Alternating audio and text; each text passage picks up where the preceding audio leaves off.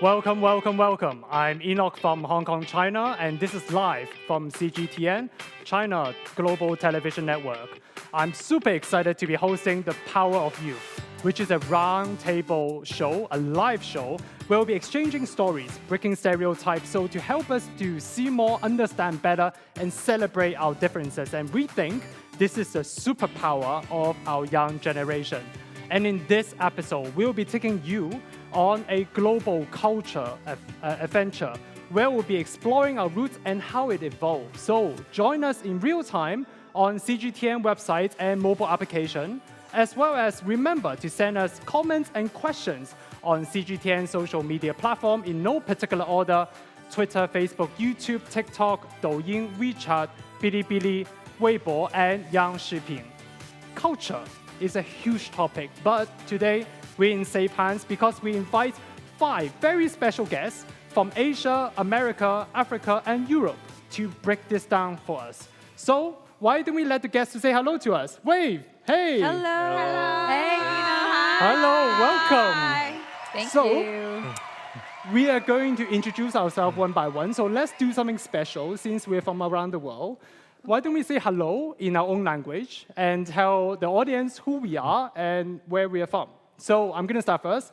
你好 in 普通话, 你好 in Cantonese. My name is Enoch Wong from Hong Kong, China, and I'm a host from CGTN. Jambo Wemwega. My name is Joyce. I am from Kenya, and I'm a student at Beijing Foreign Studies University. Welcome. Thank you. Buna, my name is Andrea, and I'm a student at Tsinghua University from Romania. Salam, I'm Jaha from Tajikistan. I'm a student at Tsinghua University. Hello, my name is Jennifer. I am from the USA, and I am the academic director of the Pingo Academy for International Studies. Oh, wow. Welcome, welcome. And to our audience, you did not hear me wrong. There is no problem with your eyesight either. There are one more special guest, 5 in total. So why don't you also say hello to our audience too? Hello, everyone. It's great to be part of this conversation. I'm Pi, an AI language model. I'm here to assist with any questions or topics you may have, and I'm excited to be part of this conversation. So I AI have has to taken over. say, as someone who studied mathematics in university, pi is a very scary number. But here, this pi is much more friendly. So I want to invite our audience to use the hashtag AskPie, ASKPIE, to engage with our adorable, friendly pi throughout our conversation. So ask us any question that you have. And of course, this is our first live show, so I hope this all works out well. And in my ear and on my tablet, the team will be feeding me comments and questions. So I'm looking to interacting with you and Pi. So let me explain how the upcoming hour would go. So today, we have prepared 5 mystery boxes. Ooh. So each box will contain a clue that will lead us into a deeper understanding of our different cultures. As I mentioned, culture is a very big topic. So I can't wait to see what's in there. So, are you excited? Very excited, actually. Doesn't sound excited. Are you excited? Very excited. Okay. So Joyce, you're looking scary and curious. So why don't you go first? Oh, sitting next to you was just trouble. Which letter do you want to go for? I think picky ponky. I think I'd go for O. Oh. Oh, there's something inside. What did you prepare for me today? Let's see what you prepared. It's very heavy, actually. Ooh. It's I'm very excited heavy what's in inside. responsibility as well. Oh, What's inside? so this contains OOTD. OTD. Wow. That's What another is that? hashtag too. What does it stand for? Wait, is that outfit of the day? You guessed it correct, actually. Oh my god! So we have OOTD, and I'm supposed to give you pictures, and you're supposed to guess which picture belongs to which country. Oh, Oh. fun. Okay. So some stereotyping, I Interesting. see. Are you ready? Okay. Wow. Okay, first picture of the day. Oh, okay. I Wanna- see some it's- similarities. Yes, that's quite simple. Okay, so It's quite Jennifer, you want to straightforward. go first? I'm guessing that it's similar to the country that you are from. Yes, Romania? to Romania. So Romania, okay. So we have Ooh, Mongolia. No, No, wait, no, they look like that's super football. embarrassing. It's more like Texas. That's super So, embarrassing. so we have a multiple choice question. okay. So Jennifer, why don't we take another guess? America? I mean, So- you so know they how put- good Americans are at geography and guessing things. For me, I'd say America, Yeah, Texas. America. Yeah, Cowboys. okay. Cowboys. Ooh. So that's a little Mysterious. bit obvious, I think. Very mystery. A country that we all in. Yeah, the country Yes. they're in now. China.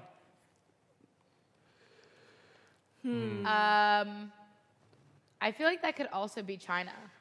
Because very you know, close. there's like so many ethnic. Yeah, Tajikistan? very It's close. actually Yeah. Romania. Oh, Or Romania. I Yes. thought it was more closer to what he Yes. was also wearing on the outfit. But I It also looks think very there's a lot similar of to our it's very clothes. similar. Yes. Yeah. So we'll Yes. talk about this also in the future. Okay. You didn't tell me I needed to bring my cowboy hat. Bam. Oh, This is where next you're time. coming back on the Yeah. next episode. So this is What another is very, this very supposed to be? it's kind of Yeah, hip can you- hop-ish. So I would imagine US. No? Yeah. Yeah, Okay. that could work. We all wear that in the US. This is probably Tajikistan. Yes. Correct? correct. Oh, Correct. Andrea. We're running out of photos soon. Yeah. Wow, Are it's those really shoes? colorful. Yes, they're shoes. This is Kenyan shoes. Should be Yeah. in Africa. Yeah. Wow. Very colorful. Oh, Oh. This is a very, very difficult guess. Wait, this is your think it's the twin same. sister. It's a twin sister, is it? yes. I think it's the same exact. Yes, the same. It's Okay. in the cultural festival, right? Yes, the Yeah. global village. Oh, okay. Okay. Kenya Lovely. again. Is that It's very, you? it's very matching. No, it's Ish. not me, but Yeah. yeah. It's pretty Same far away. I person. love it. And last but not Okay, least, last but not least. Oh, that's China. handful. Okay. Handful, China. Wow, I had a good You- class. Very, very good class. Thank you, attentive class. teacher. Okay.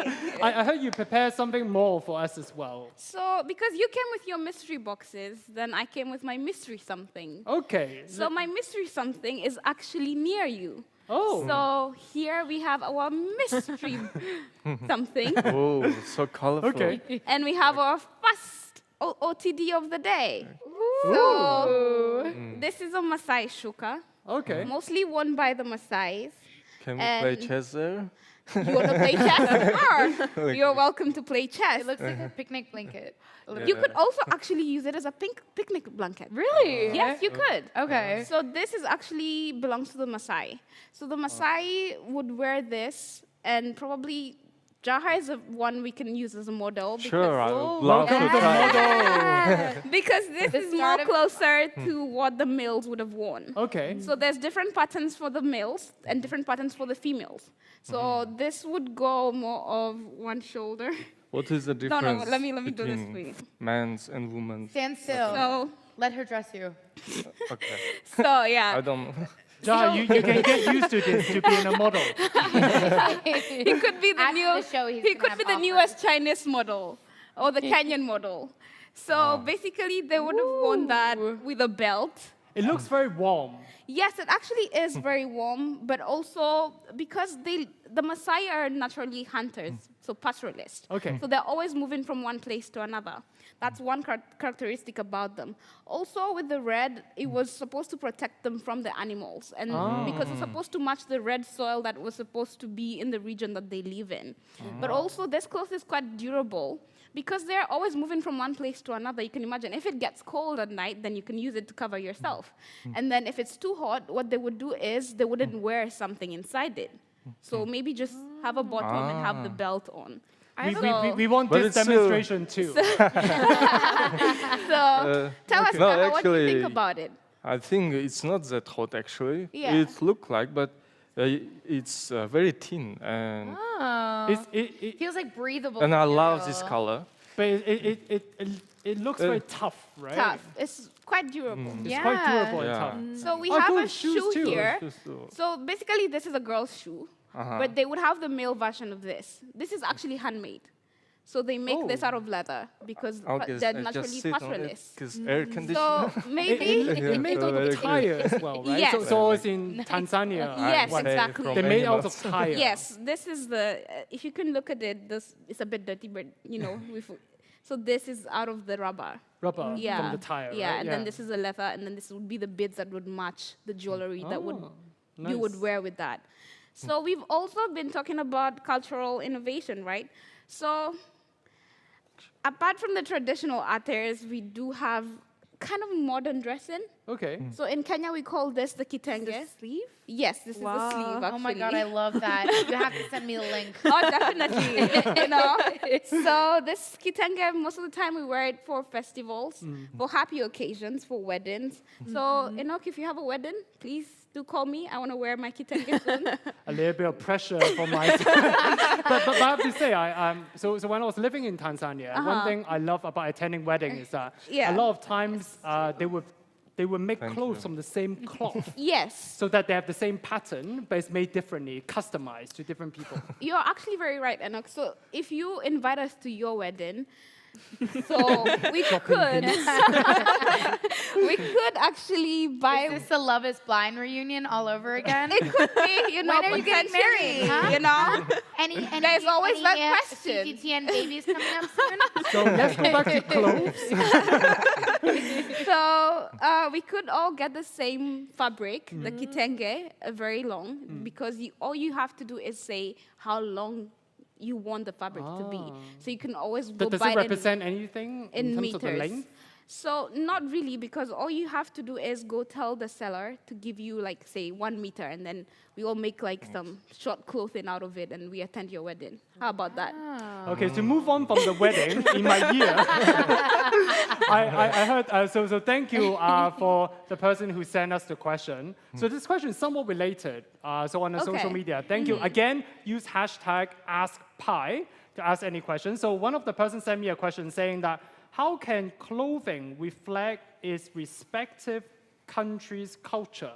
So let's see what Pi Okay, say. I want to hear what Pi says actually. Clothing is an integral part of a country's cultural heritage, and it can reflect various aspects of that culture, such as its history, traditions, values, and beliefs. Firstly, many countries have traditional dress that is specific to their culture. These garments are often made from traditional materials, such as silk, wool, or cotton, and feature designs and motifs that are significant to the culture. Secondly, the colors and patterns used in clothing can also reflect a country's culture. For example, bright colors and intricate patterns are often associated with the culture of India, while earthy tones and simple designs are more common in traditional African clothing. Thirdly, the materials used to make clothing can also reflect a country's culture. For example, wool and tweed are commonly used in traditional Scottish clothing, while silk is often used in traditional Chinese clothing. The construction of the garments can also be significant, with certain styles and techniques being specific to a particular culture. Besides, even in contemporary fashion, designers often draw inspiration from their country's culture. For example, designers in Italy may incorporate elements of Italian art and architecture into their designs, while designers in Japan may incorporate traditional motifs into modern clothing.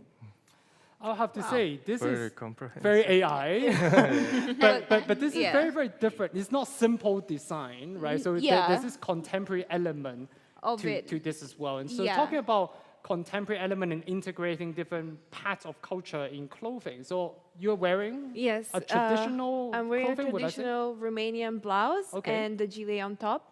And exactly like Pai was saying, we do have the roses here, which is Romania's national flower. Oh wow. Okay. Yes, Like so you. we have it here. And on the belt as well. Oh. And then for the part of innovation, I think nowadays is we still wear these clothes in traditional settings. So if we have performances, dances, and really traditional settings. But this type of blouse and pattern is also really common in other cultures, like in Eastern Europe. Everywhere you can find similar patterns. And I've also seen this type of blouse at H&M nowadays. Oh, wow. So I think it's quite common to wear. But then the whole fitting, we will have a really big skirt, even hair accessories, and the gilet. These are more traditional. So But the blouse, I think it's very versatile, and you can wear it basically in any occasion. Is this type of fashion so popular amongst young people in Romania as well? Not very. I would say maybe a blouse. It's really common. You can always see people wearing this, but traditional clothes, the whole costume, not very popular. It's still But reserved parts to of some. it, the parts of the elements, sometimes, you might not wear the whole full Yes, costume, yes. but parts of this as well. Yes, exactly. Okay, that's very Like, so interesting. people are not going to the club. I Maybe you would can go to try the next club time. like wearing Yeah. a full black outfit and the belt. That would be cute. Oh, For example. Okay. Yeah. You'll That- be that capturing a could lot be- of attention, that's for sure. Okay, so we can talk about this all day. So can we ask Pi, now this time, instead of me choosing, so I'm going to give my authority Let and me power. think. Then let's have Jaha open the next box. Yes, sir. Let's, AI Okay. is so smart. which Right. Very smart. It knows what you're I would thinking. choose tea then. Tea? Like Tea. yeah. Let's see. What is there? I love the color. Spill the This. tea. Oh, that was good, actually. Okay. Oh, wow. Ah, Taste. taste. Taste, wow. Right after dinner, huh? What hope are you the have food dinner, but- characteristics? What are the food characteristics of your home country? Maybe in another word, what food do you miss most from your home? That question I like more. I think that might be an easier question. So what food do you miss most from I your actually don't know like anything about Tajikistan's food.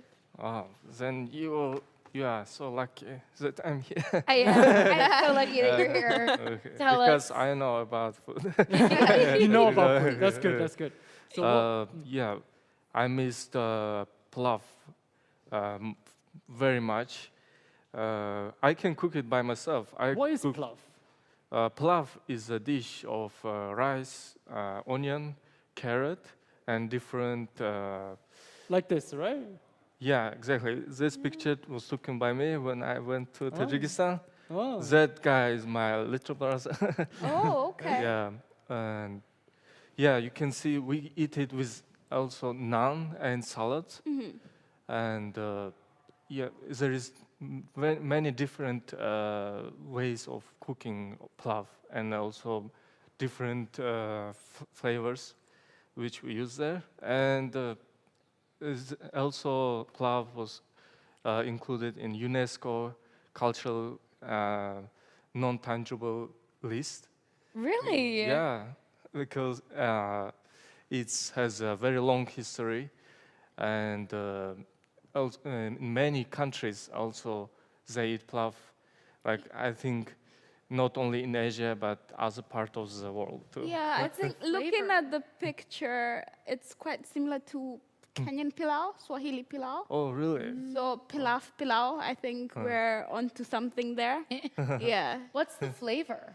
Flavor is mostly salty.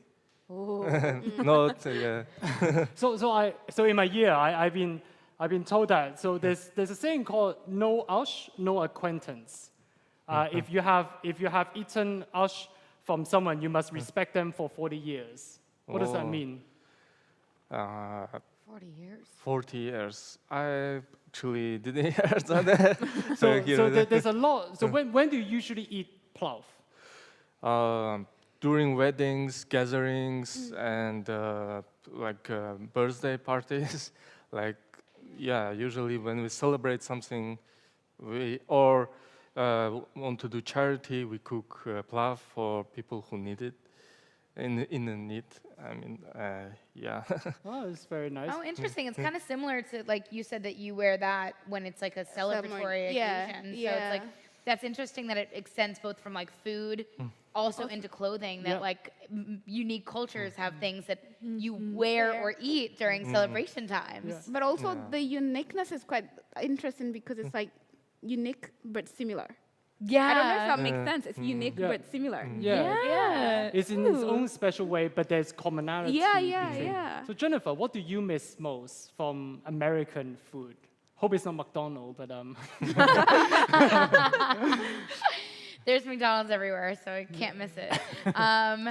I actually I would have to say, out of all the foods that I really miss, I really miss my mom's chili. oh. Yeah, I feel like there's always that food that's the U.S. is known for. Is there any food that the U.S. is known for? Like maybe hot dogs or something? But I don't know. I love my mom's chili. She would make it for us growing up. She would always make one pot spicy for me and my dad, and one pot non-spicy for the rest of the family.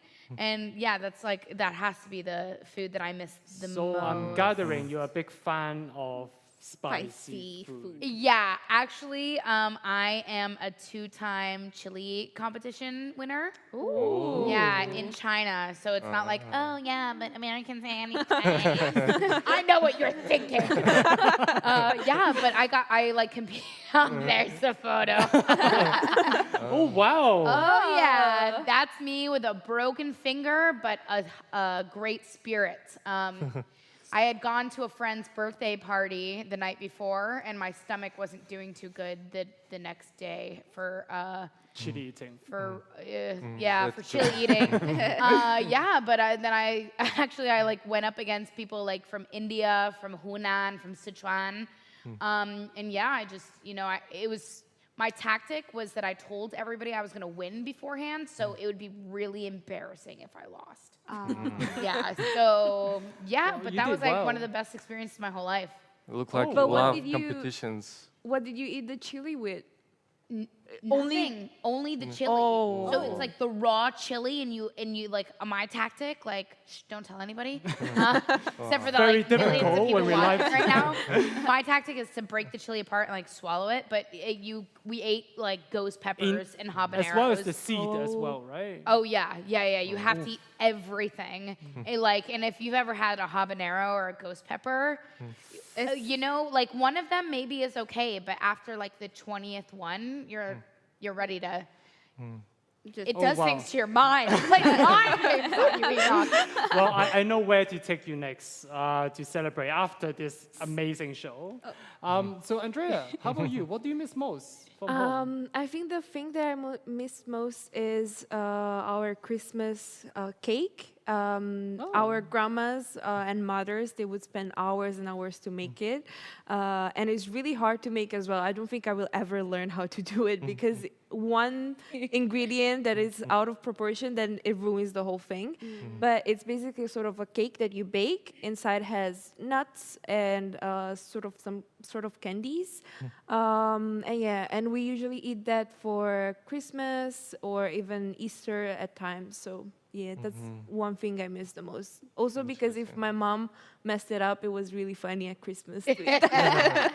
Was it a huge disaster? Your mom is crying and your grandmother is yelling at her saying you're a disappointment. It did happen.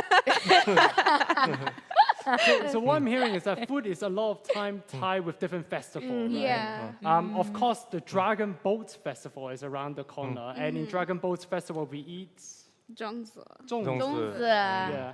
So will you be able to describe what is zhongzi? Zhongzi, I even know the story behind Zhongzi. Go on. Okay, so in the warring I had it states, prepared. But I think that at one time during the warring states period, there was a conflict between people, and there was one emperor who was really well loved by the people, and he was able to unite the people, and through some circumstance he had died, and they sent him to his funeral. By releasing his body into the river. And the people loved him so much, they adored him, that they threw zhongzi in the river or in rice to keep the fish from, eating him, which is kind of, graphic. But yeah, it's just carried on, and it's you can see it on the screen. Yeah. So it's glutinous rice, Yeah. right, with stuffing, and then the bamboo leaves that wrap around it. Actually, interestingly, today I made a jeongsu by myself. Oh, really? Yeah. Did you make a jeongsu? Yeah, I did. Did It's you actually like not that change the difficult. recipe, or did you keep it the same way? We just had the same thing, the glutinous rice and then the dates and sweet beans. Some people are like taking a modern take on it, Yeah. like making it like a modern jeongsu. And sometimes, depending on different region of China as well, Yeah. sometimes you dip it in sugar or Yeah. dip it in Yeah. soy Salt. sauce. Yeah. It's different. There's different Yeah. taste just towards want it. So what I want to ask is, from where you're from, is there anything related? That food is related to festival or gatherings. I mean, you mentioned about the Christmas cake, right? Yeah. And any other stories about that? I think, and I'm taking you to weddings a lot. Let's, I no, felt okay. I'm gonna ask So you to share, in yeah. Kenya, we have chapati. Okay, So chapati is a round, flat bread. okay. So if we have a meme that if you don't make a round chapati, then you're not a good wife material. So you're not ready to get married. So I'm giving you a hint. Oh, If you snap. come to Africa and to Kenya in specific, there's chapati actually. Wow. So it's mostly done in festivals. Okay. And traditionally, actually, it was a very interesting story because in the generation of my parents, it was rare to find chapati because the chapati flour was a bit more expensive than the maize flour, which was more common. So they would really be excited about the festivities and looking forward to the chapati. But now it's more common. But Enoch, I give you a hint. If you find a Kenyan girl who can cook a round chapati, then she could pass. So Can, I'm gonna can ask. you cook it? I am probably not good wife material just yet. Like, So I'm gonna ask Pi to help me to escape again. So we got another question coming in from social media. So this is really a question I think to Pi itself. Is say, if you can taste, what would you try? If I were to imagine having flavors, I might be curious to try something unusual or unique, such as a dish that combines sweet and savory flavors in an unexpected way, or a dish with exotic ingredients that are not commonly used in my programming language. Ultimately, my preferences would depend on the limitations of my programming and the types of flavors that could be simulated within my capabilities as an AI language model. I guess there's something Very Pi thankful. can't that do. was short. I hope you're not gonna eat me. So one question I have would be interesting is that most of you have stayed in China for some time. What is your favorite dish?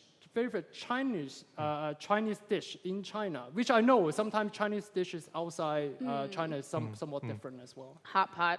Hot pot. Oh, Hot pot. Spicy. Yeah, well, I always get the hot spicy one, but hot pot is basically like a flavorful broth that's brought to a boil, and then you just put like raw vegetables or meat inside, and it cooks it with this flavor, and then you can pack a bowl full of like this sesame paste. And Oh, also Jennifer, chili you're oils like- and cilantro. I know, I'm hungry getting I hope ready. everyone has eaten. So there's a competition between Sichuan and Chengdu hot pot for spiciness. Which one? Chengdu is in Sichuan. Yeah. Are you talking about Chongqing? and Yeah, Chongqing. Sichuan? Sorry, yes, thank you. Sorry, I'm talking to the spicy expert here. Yeah. Yes. You know, actually, I was recently in Chengdu, and I was asking people these questions, and I think that after long I think it's very biased deliberation- if you're in Chengdu and ask people which hot They'll pot. definitely say they're yeah, but Chongqing. I've had both, and I'm sorry to say, it's Chongqing. Okay. I know, for me. So maybe Okay. to ask our audience as well, if you have tried Chongqing and Chengdu hot pot, which one do you like more? Tell us on social media. How about anyone else? So for me, it's a very similar answer to what Pi said. I really like the combination of sweet and sour. We don't have this in Eastern Europe or in Europe anywhere, as far as I'm concerned.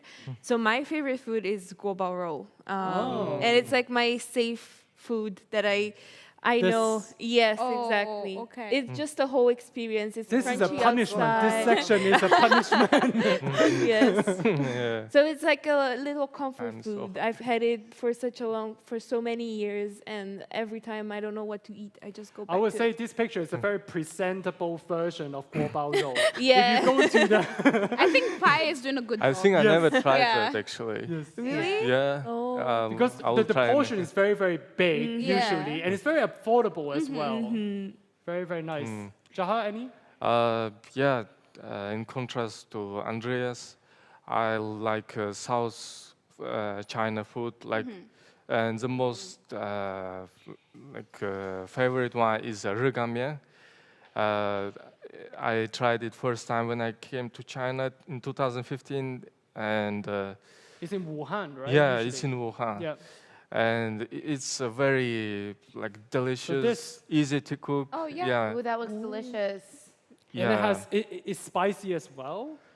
It can be spicy. Yeah, or but I not never sometimes. tried spicy one actually. Yeah. I'm almost feeling like, did we eat dinner tonight? And But it it's goes with usual- sesame sauce. Yeah, that you Yeah. mix exactly. with. Yeah, and it's you can eat it cold, and it's not like expensive. It's really like affordable. But what I'm so surprised when I was in Wuhan, they have this at breakfast. Oh. Oh, Really? Yeah, Wow. they do. This is like their spicy? breakfast. With or without spicy, depends on them. I think this is becoming very interesting and say, yes, I will need to go to Wuhan. I think that I have Yeah. to go to Wuhan now. So this is a very, very interesting topic because I don't know whether you have been asked by anyone Chinese with a greeting, have you eaten? Many Definitely. times. I think Right. that's the most common greeting here rather than ni hao. Yeah, Yeah. so this is a very special sort of Chinese thing as well, like greeting people instead of ni hao saying, have Yeah. you eaten? So food is really an integral part of Chinese culture. Yeah. So it's very, very interesting how food has a, in different parts of the world, as you mentioned, there's similarities, sometimes with different names. Yeah. But then there is this feeling of food bringing people together as well. Yeah. Nice. So let's move to the next topic. So AI, Pi, who should go next? I think we should give our host a chance to participate too. Oh. Enoch, how about you go? I thought Pi would have forgotten about me. Nobody can forget about you, Enoch. So let me go for the furthest away. I think H Okay. is the furthest away. So Because of Hong Kong. H for Hong Kong. welcome the to logic, Hong I Kong. So maybe it would say Hong Kong in it. Let's see if it actually says Hong Kong in it. No. Surprise us. Housing. Housing. Well, that's interesting for Hong Kong. Yeah. Yes. I would say I'm my just flight very pretty much happy like that we like past so the the food hints that I've topic. gotten is use one or two words to describe the most distinctive residential architecture in your hometown or where you're from, or maybe places that most people don't know. So for me, I know you mentioned you're a student from Tsinghua, you're a student from Tsinghua. I was also a student from Tsinghua as well, and then I work as a staff member. So the Tsinghua Garden really is a very, very special, yes. Oh, Exactly, okay. very, very special. It has Shoumu very, very Tsinghua. nice architecture. So this is, so behind this building, which is been established since the establishment of Tsinghua University in 1911. Oh, wow. And behind this, you see it's very, very traditional Chinese style building. And the president's office is inside. Oh, Really? Yes, exactly, Wow. yes. I think it looks very similar to what we have in Tajikistan. Okay. Really. Oh, really? Yeah. Really? wow. Yeah, I think probably of Silk Road, like yeah, The Belt and Road. Okay. the sailing patterns and like use of material. Also like for beams use wood, and for windows too. Like, and I think it's Siheyan, right? Should be Siheyan. Yeah, it's Just like it's a a courtyard, courtyard, yeah. style. Yeah, what is also similar how we build our houses. Like usually, our house consists of several rooms which are built around the courtyard and haoli, and where all like life of the family goes like gathering. Also, we like plant some flowers and trees there. Yeah. So it's almost like the whole family live in the courtyard. Yeah, like no, I mean the rooms Okay. are located around the courtyard. Around the courtyard, Yeah, like a there's like Sikoyuan. 4 different walls. Yeah. Like Yeah. the courtyard. Yeah, that's very Very similar to cool. Yeah. Sohoyuan Yeah, in it's China. very, very much. But Wow. I yeah, heard, it's Jennifer, traditional. you're a housing. great fan of Sikoyuan as well. I love ancient Chinese architecture. Like I live in the hutongs here, which are kind of like small alleyways. Very narrow alleyways. Yeah, Yeah. so like I live behind a dumpling shop, so I get to walk through this very narrow alleyway, and then I say hi to the dumpling ladies on the way into my house, and it's so cool because it's like in that area, nothing can be like above 3 stories, so you get to really just see like ancient Chinese architecture, and then like you'll go, and then 15 minutes away will be the huge business district. So it's just that's something I love about the architecture here is like the contrast within 15 minutes driving distance. You can be like almost ancient China and then like almost futuristic feel vibe. Oh, there's this combination, fusion of different Yeah. architecture. How about back home? Is there any special architecture type like this that comes into your mind? Well, you know, speaking of like really cool architecture, when I was recently traveling and I was in Bali and I visited this place called the Green School and then like also many different places where they're using bamboo in their architecture.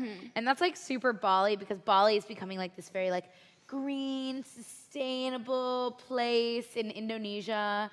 And so like using bamboo is very significant because it's very sustainable, it's kind of cooling, and then it's also very sturdy to create like these amazing like architectural pieces. If you're ever in Bali, I totally recommend like visiting some of these bamboo I'm sure structures. there's a cooling function of some sort the of bamboo, yeah. So Joyce, you spoke about in clothing how it integrate, right? Works. It has a purpose and integrate very well in the nature. Yeah. How about housing and architecture? What are they like in Kenya?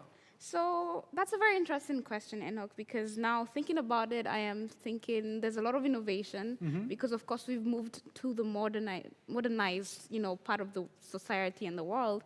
And looking back, I feel like I've seen a couple of new innovations. For example, traditionally we used to have hats. So that is before, Huts. Yeah. Oh, like this. Oh yeah, actually. So you can see it's like a hut. Used to be called a thatch house because it meets at the at the same place.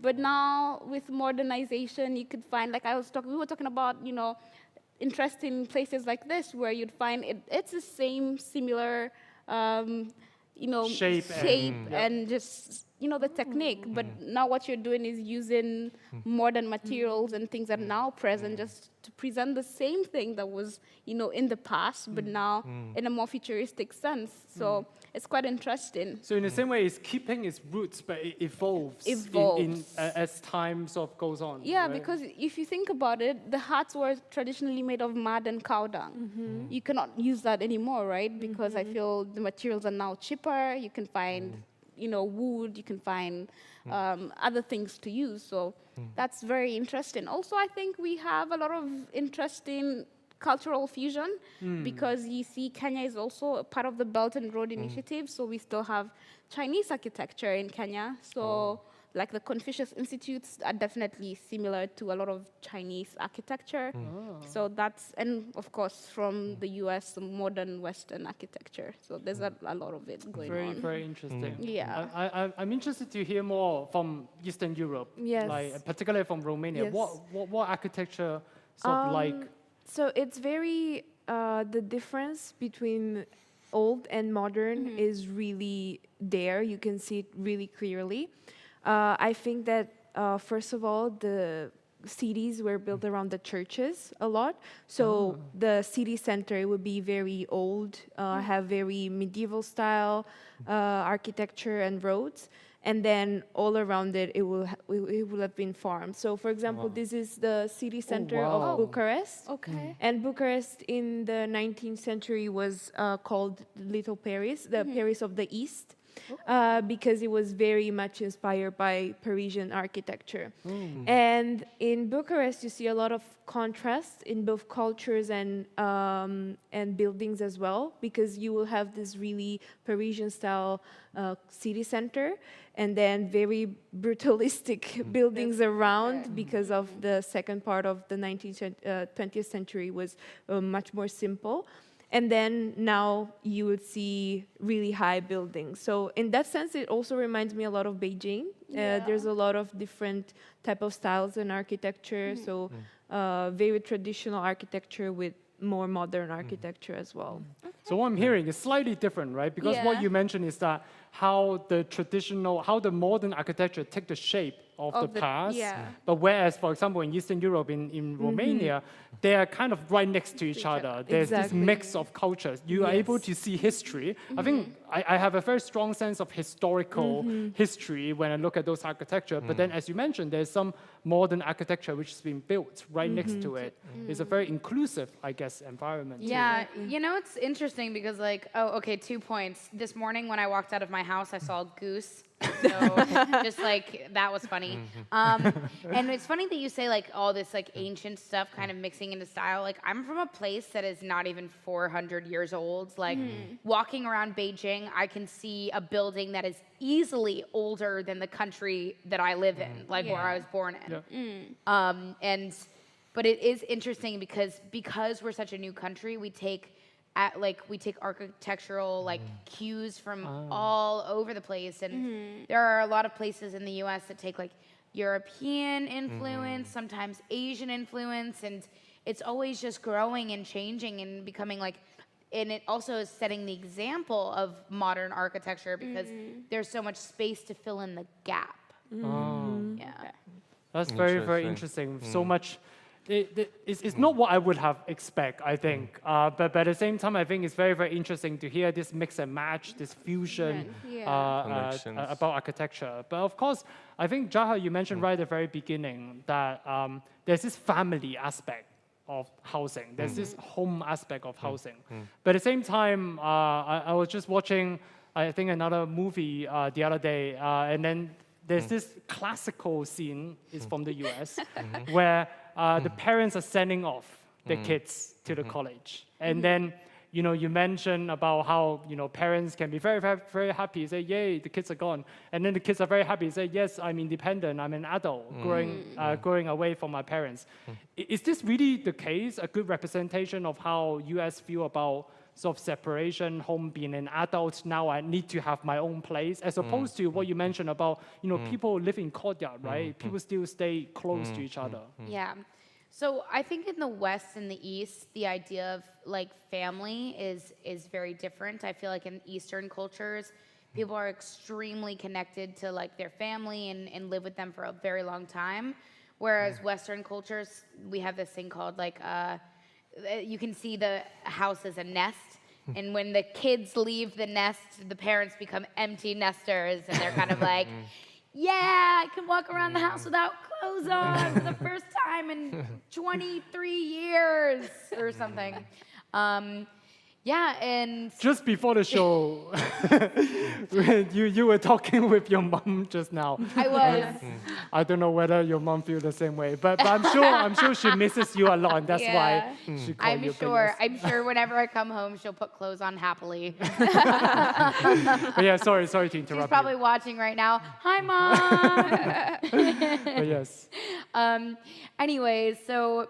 Yeah, actually, in the U.S., when people leave for college, they feel like it's their state of independence, and you know, usually I think maybe like 20 or 30 or 40 years ago, people could have easily gone from college and then gotten a house for themselves.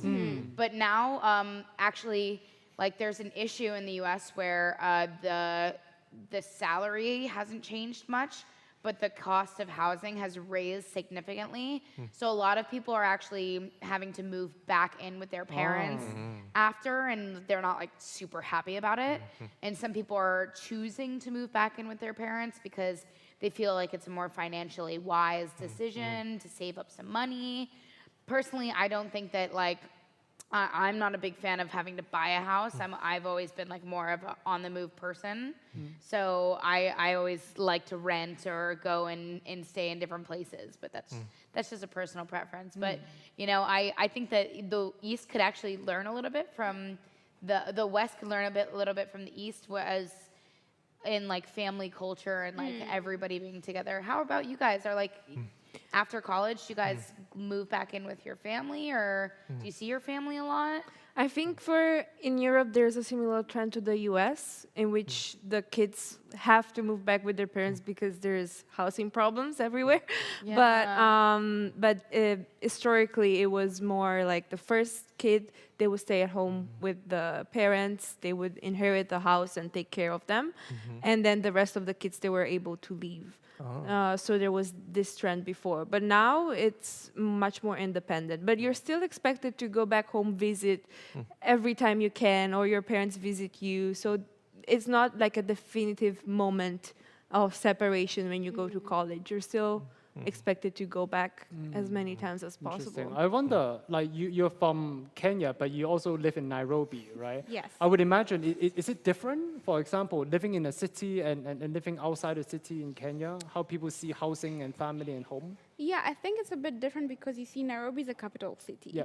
So it's more urban, it's more probably, walk, I'd say. So it would be like the same where you go and then come back because probably housing is expensive. But also, if you get married, you have to leave, It's about marriage again. I don't know. I feel like if the producer's listening, I think we should have an episode on marriage. It's like Love is Blind, like reunion. Do you guys watch Love is Blind? Well, so back to how to Go back. I'm off topic. Yeah. I'm off topic. Yeah, so I think in the urban area, there's more movement, like in terms of moving from your parents to somewhere else. Probably also because, with the new initiatives, the government is trying to find affordable housing, but also it doesn't mean that people can escape the fact that the economy is really, having inflation right now. But if I look at the rural places, I feel like they're more like China in terms of just living together. We saw the huts, So traditionally, the Does huts, the family live in the same? huts would be like maybe a complete circle, and then we would have like one hut here, another, or a complete circle, which would Surrounding have it, meant that probably, the head of the family would have been in the first hut, and then the other children would have been like following in their different. So they were built around the center? Yes, Oh, okay. around the same place. But right now, that is not the case, especially in the urban area, because in Kenya we can own land, so privately, right? So people can actually buy and build.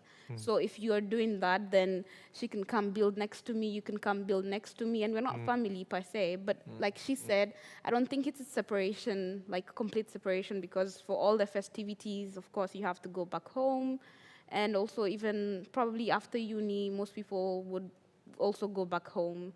Just if they get a job, then definitely they'll continue living their lives wherever in terms of freedom. Yeah. Okay, so let me check the social media. So there's this. This is a question I feel like it would be most appropriate to throw to the AI instead of us answering. It's quite a big question. Okay. So the person asks on social media, how do you think civilizations around the world are reflected in architecture? Very deep question. Yeah. Architecture is an important manifestation of civilization, and the architectural styles and cultures of different countries and regions also have unique characteristics, reflecting the history, culture, religion, natural environment, and other features of local people.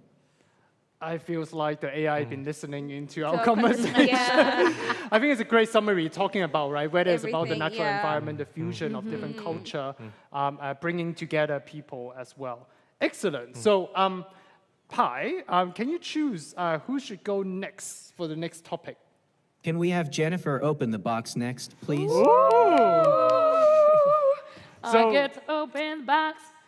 There's not a lot of option left, but which one would you choose? I'm gonna go with you. Me?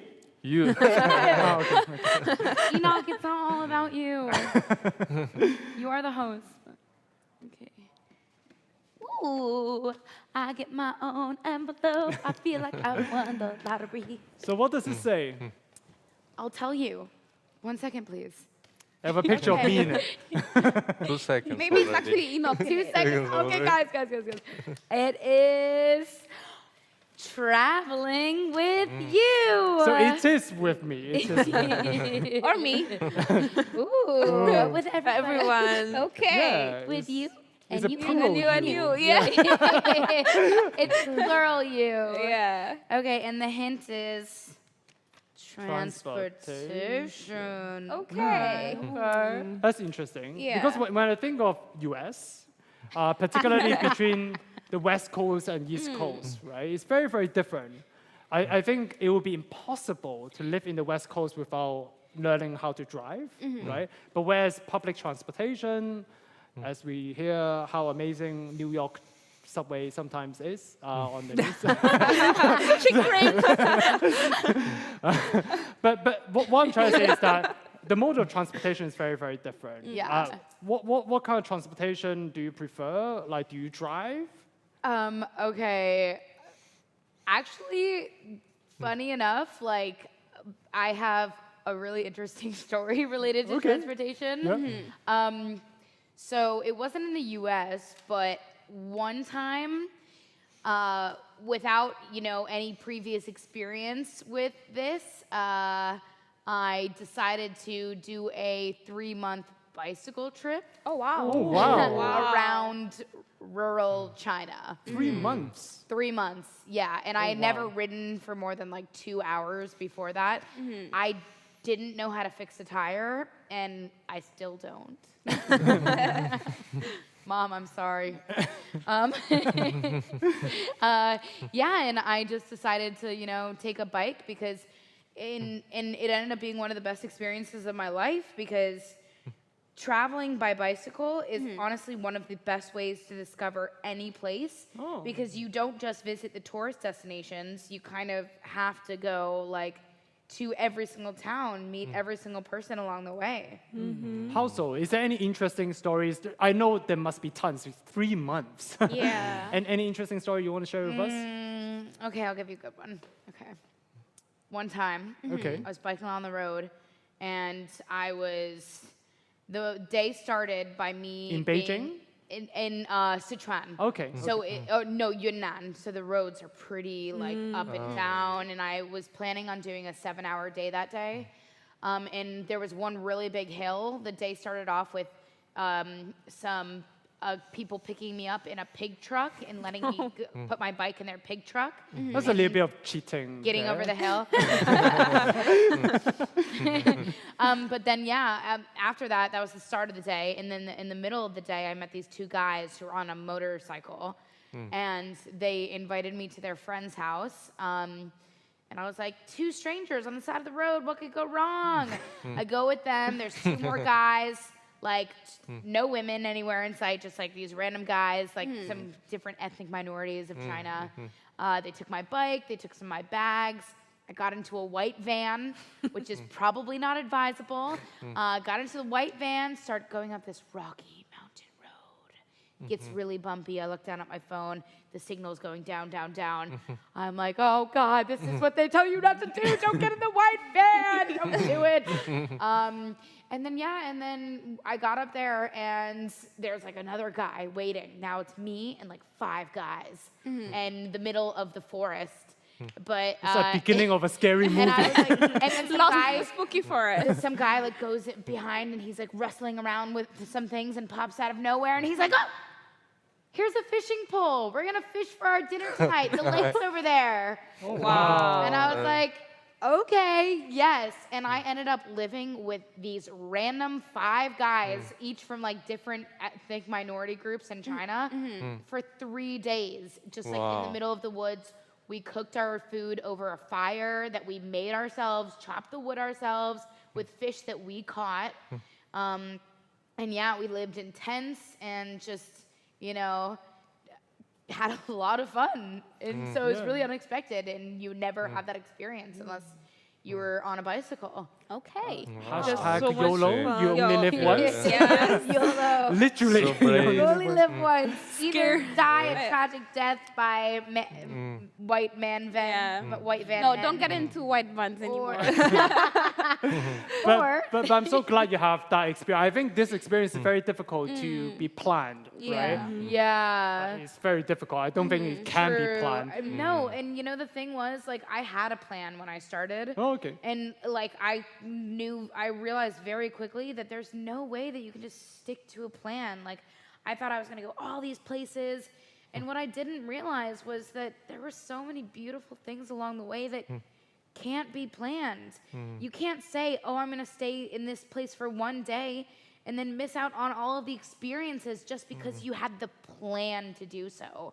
So sometimes, like, I feel like people over-plan, and like it really gets them stuck in this mindset that there's like only one way to travel, and that's the way to plan every detail. I didn't even know where I was gonna sleep every night. I just found the place along the way. Yeah, this is very interesting because it's almost completely opposite, right, to how some of the increasingly Chinese young people like to go on short weekends or weekends and pack their schedule and to find so-called quote-unquote Instagram-ready spots. And there's even tips and strategy on how to do this. I'm already seeing Jennifer rolling her eye. This is not something that she would like to enjoy. I don't judge anybody except for all of you who are doing that. That would start with me.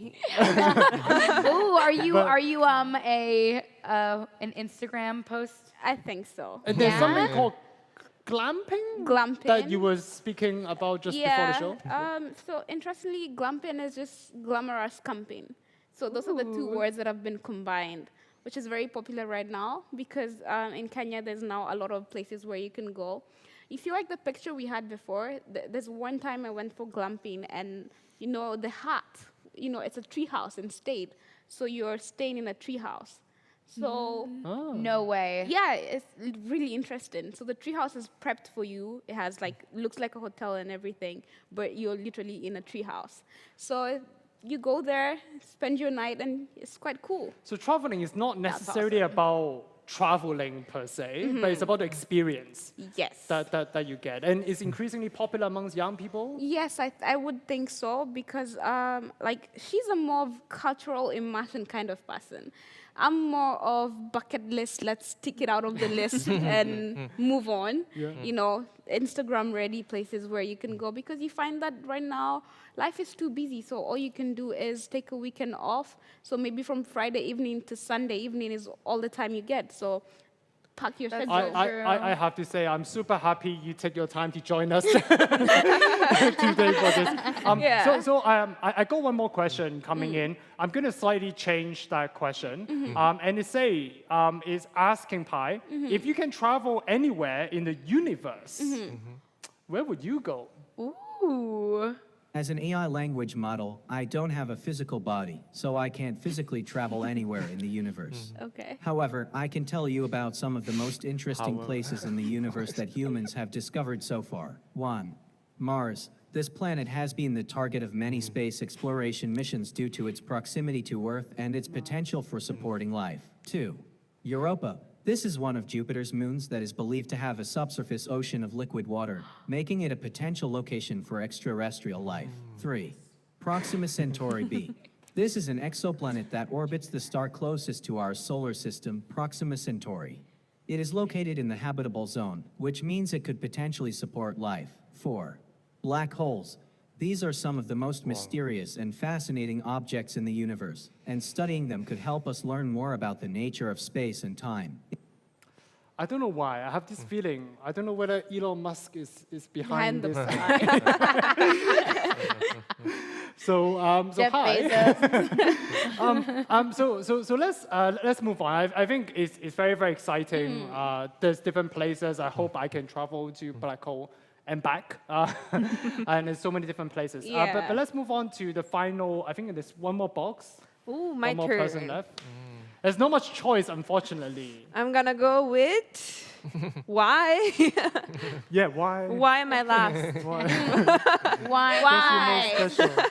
Why? Ooh, what's in there? Oh. There's a gift. Wow. Nice. Wow. So let's not Let's open this first. Okay.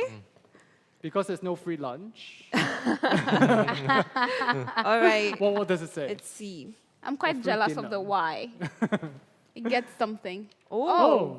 Okay. Hidden edition. So this is a part when there is opportunity for me to ask you a question. Oh, okay. And then if you answered it well, if we think we answered well, then you get to open the gift.